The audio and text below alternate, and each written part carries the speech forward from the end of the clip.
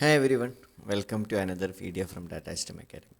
So in our previous video we have talked about how we can create an RDS environment.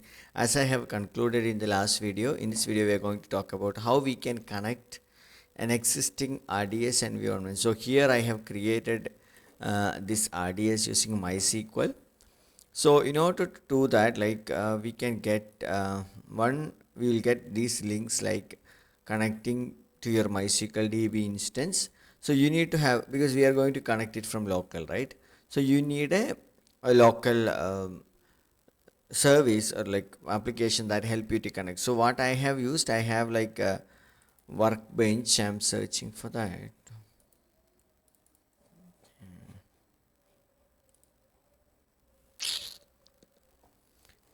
Yeah, I'm searching for this MySQL Workbench. No, my laptop is too slow.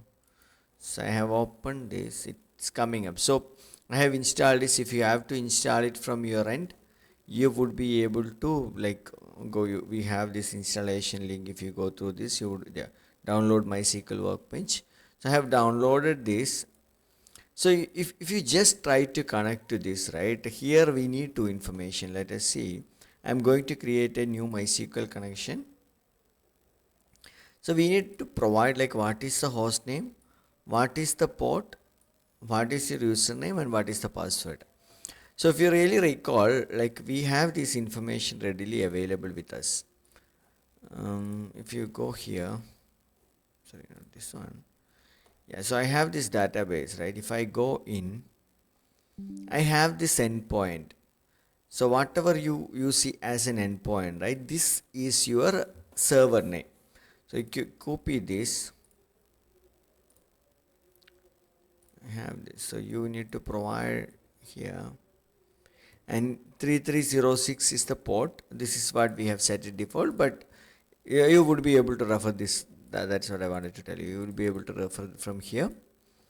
Okay, so now what we need is a username. So username used to be admin instead of root.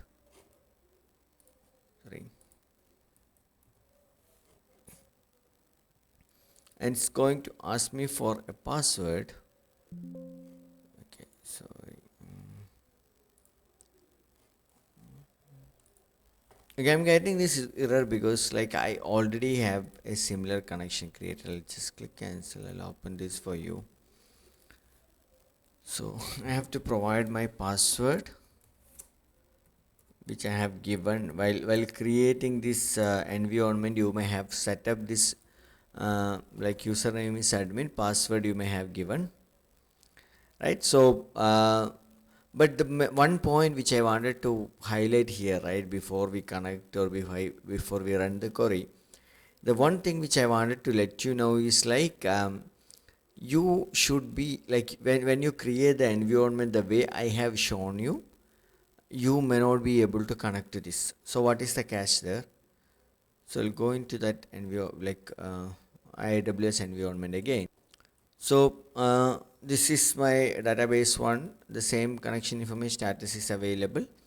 But if you see, it is publicly accessible. So when you say like it is publicly accessible, do you think like anybody can just get this name and access to this environment? No. Publicly available is just an option. AWS is saying that okay, this will have a unique access point or unique IP address that you can access from public.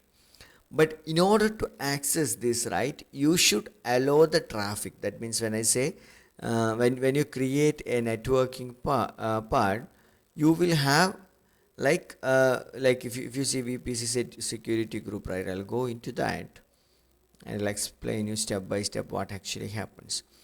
So there are two types of traffic, right? When you talk about connectivity, there is inbound traffic and outbound traffic. So the traffic which is coming into your system or which is going out of your system. So now you said like okay, it is publicly accessible, but again your access is restricted based on like what is there. So you can see it is allowed everything, but that is inside the system. But if you have to let this port 3304 get access, right, you have to explicitly add that which you would be able to do here, edit inbound transaction, and like I'll show you that. So I'm saying that MySQL, right? So I wanted to connect. So when you select MySQL here, it would be automatically connect to TCP port and port number. So here I can mention like which IP I want, or like anywhere from this thing, right? Or I can say my IP. So here if you see, this is already there. This is the same thing, the first thing which you are seeing, right? So there are two things. One which is said like, okay, this MySQL 3306 port, if there is a request coming from, this is my IP, my own machine which I am recording right now, this IP from this machine. So that is allowed. So if I delete this and save, right, the connection which we have established behind the scene would be gone. That is, I just wanted to set this clear. So here, this is again an internal connectivity. So this is not saying public everything, right? And if you wanted to give everything, right, any site apart from my machine, you want like anybody in the internet wanted to access, you can give 0.0.00 like 0/00. So it would allow you to like connect from any IP, but that is not recommended because your goal is to access from local. And if you want multiple users, better either create a group and access, or like you would also be able to provide those IP address. But always there is a rule which we follow in cloud, is like minimum necessity rule, right? What access or what requirement is there, right? You should only be allowing access based on that. So this is the one thing which I wanted to set you. You got to add those information in the security group to, I'm not saving which I already saved, in order to connect to it. Okay, so now I'm going back to this workbench. You can see I have an AWS connection which is created. So I already have a schema, because when it is MySQL, which is a little different from the SQL Server or anything. So I'll show you the schema which I have created, and we can also create a table as part of this process. I just made slight arrangements of the window. This is my SQL window. So if you click on this SQL, it opens a new tab where you would be able to write the queries. So here on this navigator window, right, you can see administrator and as well as schemas. So if you go to schema, you would be able to see all these schemas which you have access. I didn't have any schema other than sys. So one way is like you can right click and create a schema. So I would create a schema for you. I can give like yeah, let us give new schema, or you can write create schema name. This would also be creating the same schema, right? So schema is nothing but kind of tables, we can say, in MySQL. So here you can see the new schema is created, and you can open a new query window for new schema, right? And I'm going to create a table, create table test ID,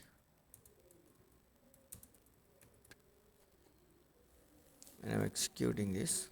So you can see the success statements, right? So it has created the table.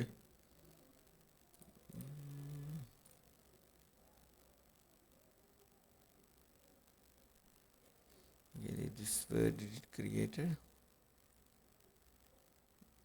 Okay.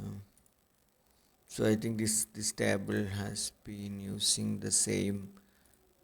Okay, this is created under the same AWS test, but I can use command if I have to create into new schema, right? Schema.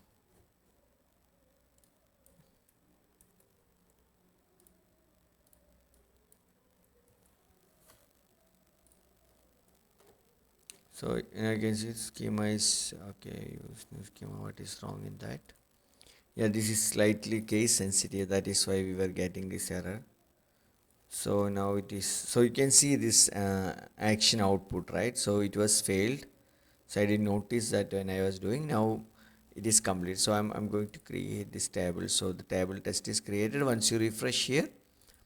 So now what you have to learn from here is like, if you know MySQL, whatever you were doing yesterday, you are doing the same thing. The only change is like you have your cloud environment set up, like so the server is set up in the cloud environment, and we have total control over all these resources at this point. So now I have connected, I created a connection as AWS test, and I connected to it, right? Sorry, not AWS test, the connection name was AWS, and you can see what is the schema we are accessing. So this is again my SQL part. I don't want to go deep into that. I'll go back to this AWS console and will show you a couple of features, how to stop and all these things.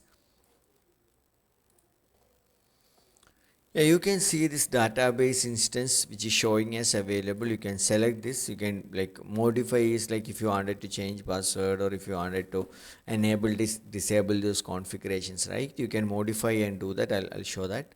And you also have actions like stop temporarily if you don't want to get charged. Here this is free tier. We don't need to worry.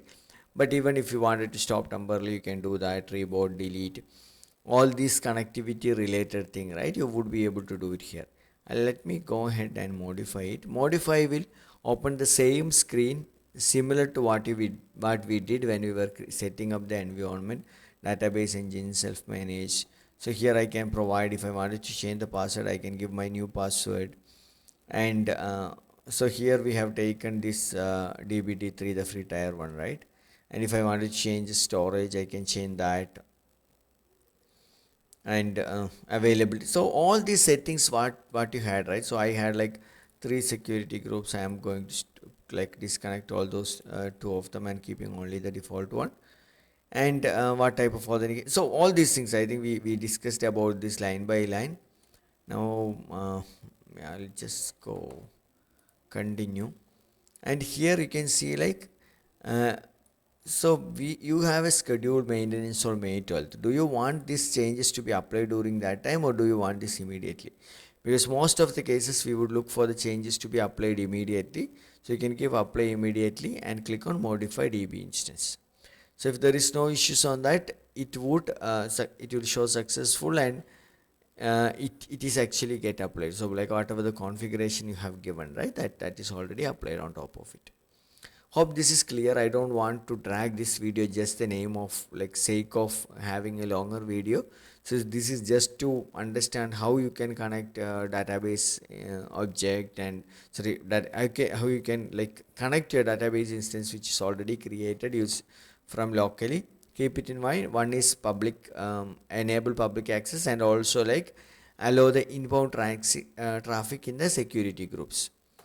And keep this link which is available, sorry, yeah, these kind of links available in AWS itself, where like how you can connect to MySQL, SQL Server, all these instances which Microsoft is providing, right? You would be able to refer this site, and you will be able to do that. Hope this video is helpful. We'll see you on the next video. Thank you.